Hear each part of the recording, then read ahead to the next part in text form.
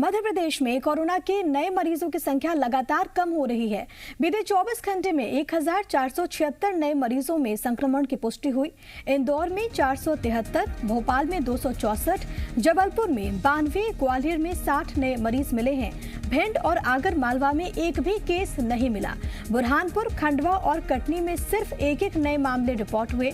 प्रदेश में positivity rate घटकर 1.8% हो गया है। 24 घंटे में 5059 मरीज ठीक हुए हैं। 60 मरीजों ने जान गंवा दी। अभी प्रदेश में 27,256 केस इस वक्त एक्टिव हैं, यानी कि इलाजरत हैं। लगातार हालात सुधरता हुआ और ये एक बेहद राहत की बात है, लेकिन अभी भी आप सभी को सावधानी बरतनी है, क्योंकि हम सब मिलकर ही कोविड-19 को हरा सकते हैं, कोरोना को मात दे सकते हैं और इसमें जन भागीदारी बहुत ज़्यादा महत्वपूर्ण है। कोरोना ग्राफ क्या कुछ है वो हम आपको बता रहे हैं। राहत के बाद भिंड और आगर मालवा से भी, जहां पर एक भी मामला नया रिपोर्ट नहीं हुआ। इधर इंदौर शहर में 50 बच्चों में मल्टी सिस्टम इन्फ्लेमेटरी सिंड्रोम के लक्षण दिखे। बच्चों में तेज बुखार, रैशेस, आंख का लाल होना, मुंह का लाल होना सिंड्रोम के लक्षण है। इसके अलावा बच्चों का कोई भी अंग प्रभावित हो सकता है। मल्टी इन्फ्लेमेटरी सिंड्रोम से ग्रसित बच्चों में सूजन, सर्दी, खांसी, जुकाम के साथ ही हल्का बुखार भी हो सकता है। हालांकि इससे डरने की ज्यादा जरूरत नहीं है। ये बच्चों में होने वाला पोस्ट कोविड कॉम्प्लिकेशन है। इलाज से ये ठीक हो सकता है। स्वास्थ्य विभाग के नोडल अधिकारी डॉक्टर अमित मालाकार का ये कहना है कि पीडियाट्रिक एसोसिएशन के साथ आईएमएस ने एक टीम भी बनाई है, जिसे paediatric doctor Hemant Jain lead कर रहे हैं। जिले में करीब 50 बच्चों में लक्षण दिखे हैं। कोरोना से ये बच्चे ठीक हुए हैं और उसी के आधार पर लक्षणों को मल्टी सिस्टम इन्फ्लेमेटरी सिंड्रोम माना जा रहा है। सरकारी चाचा नेहरू अस्पताल में 5 से 6 बच्चों में ये लक्षण मिले हैं और इनका इलाज भी चल रहा है। पीडियाट्रिक डॉक्टर्स का ये भी कहना है कि घबराने की कोई आवश्यकता नहीं है। प्राथमिक उपचार के बाद बच्चे ठीक भी हो जाते हैं। ज्यादातर बच्चे वही हैं जिनमें कोरोना के लक्षण नहीं आए थे।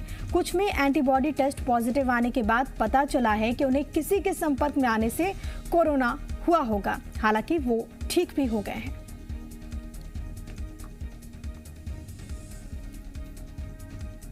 तो हालात चिंताजनक बने हुए हैं, क्योंकि अब छोटे छोटे बच्चों में मल्टी सिस्टम इन्फ्लेमेटरी सिंड्रोम की पुष्टि हो रही है।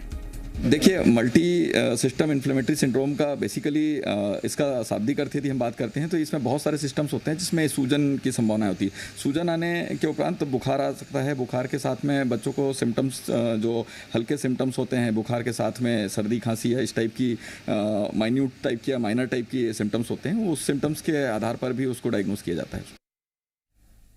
और तमाम जानकारी के साथ मेरे सहयोगी अंशुल इस वक्त इंदौर से लाइव मौजूद है। सीधे होने का रुख करते हैं। अंशुल, हालात चिंताजनक बने हुए हैं, क्योंकि आमतौर पर हम वैसे में देख रहे थे कि पोस्ट कोविड कई सारे कॉम्प्लिकेशंस आ रहे थे, लेकिन बच्चों में मल्टी सिस्टम इन्फ्लेमेटरी सिंड्रोम होना ये बहुत घबरा देने वाला है, बहुत चिंता को बढ़ा देने वाला है। फिलहाल ताज़ा स्थिति वहाँ पर क्या कुछ बनी हुई है?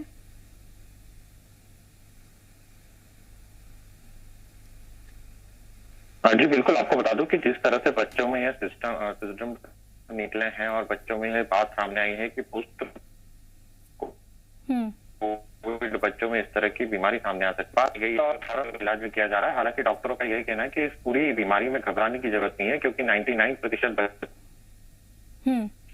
जो है वो इस बीमारी में। साथ ही केंद्र सरकार ने भी अब इस रिपोर्ट मांगी है और केंद्र सरकार भी इंदौर प्रशासन और इंदौर डॉक्टरों की टीम के साथ मिलकर इस बात का अध्ययन करे कि बच्चों में जो ये केसेस सामने आए हैं, इस बीमारी में किस प्रकार से बचाव और सुरक्षा जरूरी है। हालांकि फिलहाल डॉक्टरों का ये कहना है कि यह सिस्टम जो है, यह जो लक्षण है, यह पोस्ट कोविड बच्चों में ही नजर आ रहे हैं, क्योंकि जब बच्चा कोरोना पॉजिटिव रिपोर्ट की गई थी तब वो निगेटिव आई थी, लेकिन जब एंटीबॉडी टेस्ट किया गया है तो वो पॉजिटिव आया है और उसके बाद बच्चों में इस तरह के लक्षण पाए गए।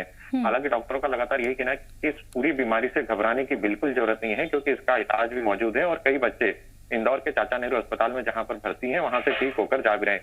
हालांकि डॉक्टरों ने यह भी कहा सावधानियां रखने की जरूरत इसमें आवश्यकता है और बच्चे में जिस लक्षण दिखते हैं समय पर उसका उपचार भी शुरू किया जाना चाहिए। बिल्कुल, घबराने की कोई आवश्यकता नहीं है, सावधानी बरतनी है, क्योंकि ऐसे भी बच्चे हैं जो कि ठीक होकर अपने घर वापस लौट रहे हैं। बहुत धन्यवाद आपका अंशुल, तमाम बातचीत और तमाम जानकारी हम तक पहुंचाने के लिए।